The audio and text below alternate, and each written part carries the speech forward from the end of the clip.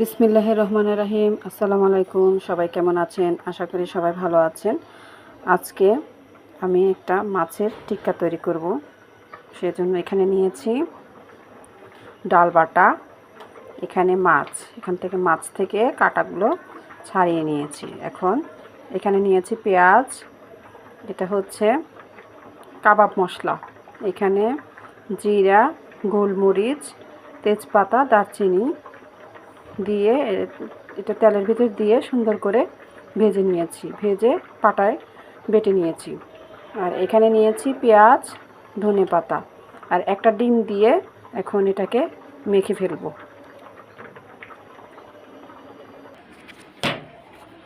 এখন আমি এটাকে ডিম দিয়ে মেখে নিলাম। মেখে নিয়ে এভাবে হাত দিয়ে সুন্দর করে চ্যাপটা চ্যাপটা করে তেলের ভিতর ছেড়ে দিলাম।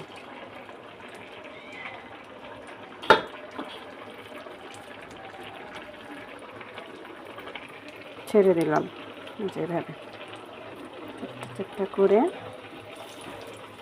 ছেড়ে দিলাম। এখন আমি কাবাবগুলোকে উল্টিয়ে দিব।